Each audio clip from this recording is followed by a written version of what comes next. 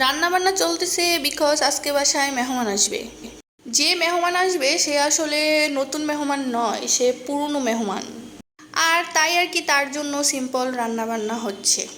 তো রান্না করার সময় আমি একটু আসলাম হেল্প করার জন্য, একটু নেড়ে চেড়ে মানে মানে একটু শরিক হইলাম আর কি।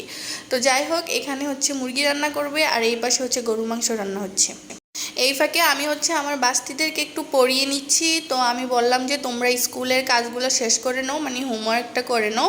তো তারপর হচ্ছে তাদেরকে একটু পড়াটা দেখিয়ে দিচ্ছি। বাচ্চা মানে ছোট বাচ্চাদের পড়াতে আমার একদমই ভালো লাগে না, অনেক বেশি বিরক্ত লাগে।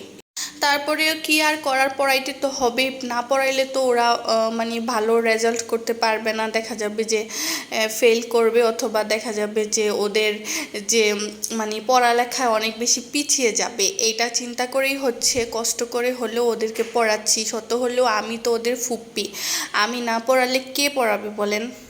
তারপর খাওয়া দাওয়া শেষ করে সন্ধ্যার সময় হচ্ছে ম্যাঙ্গো নিয়ে নিলাম, ম্যাঙ্গো খাবো আমি আর মেহমান। যদিও সবাই ম্যাঙ্গো খেয়েছি, কিন্তু আমি আর মেহমান বাকি ছিলাম, তো আমরা দুজন শেয়ার করে ম্যাঙ্গো খেয়ে নিলাম। এটা হচ্ছে পরের দিন সকালবেলা মেহমানের জন্য পরোটা ভাজা হচ্ছে। পরোটা না রুটি, রুটি না পরোটা, যেটাই হোক, মেহমান হচ্ছে বেশি তেলে ভাজা পরোটা পছন্দ করে না। তাই মেহমানের জন্য হালকা তেল দিয়ে পরোটা ভাজতেছি। আর এই যে দেখুন রুটিটা কিভাবে নষ্ট হয়ে গিয়েছে। তারপর হচ্ছে আমি একটু বেগুন ভেজে নিলাম, কারণ হচ্ছে বেগুন ভাজা খেতে অনেক দিন যাবৎ ইচ্ছে করতেছিল, কিন্তু ভাজা হচ্ছিল না, বেগুন ভাজতে গিয়ে পুড়ে ফেলছিলাম। আমি আসলে এমনই করি, হঠাৎ করে কোনো কাজ করতে গেলে উলটপালট হয়ে যায়। তারপর হচ্ছে মেহমানকে বিদায় করে দিয়েছি, মানে বাসা থেকে বের করে দিয়েছি। কারণ মেহমানের ছুটি শেষ হয়ে গিয়েছিল, সে এখন চাকরিতে জয়েন করবে, তাই হচ্ছে তাকে বের করে দিয়েছি। যদিও আমি বের করে না দিলেও সে চলে যেত, তারপরও আমি বের করে দিয়েছি।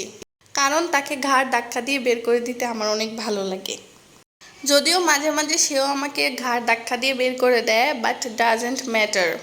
কারণ আমার ঘাড় ধাক্কা দিয়ে বের করতে বেশি ভালো লাগে। তো যাই হোক, বিকালবেলা একটু বাহিরে আসছিলাম, আসার পর দেখলাম অনেক সুন্দর ওয়েদার, অনেক বেশি বাতাস। আর এখানকার জবা ফুলের গাছটা অনেক বেশি সুন্দর লাগে, আর এই ফুলটাও অনেক বেশি আনকমন। আমি তো সবসময় লাল জবা দেখে, মানে ছোটোবেলা থেকে লাল জবাই দেখে আসছি। তো এই সাদা হলুদ এই কালারের জবাগুলা না খুব রেয়ার, খুব ইজিলি দেখতে পাওয়া যায় না।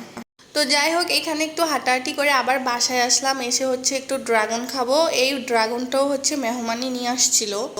তো মেহমানকে আর খাওয়াই নাই, আমি খাচ্ছি। কারণ মেহমান যা আনে তা যদি মেহমানই খেয়ে ফেলে, তাহলে আর আমাদের জন্য আনার দরকার কি বলেন।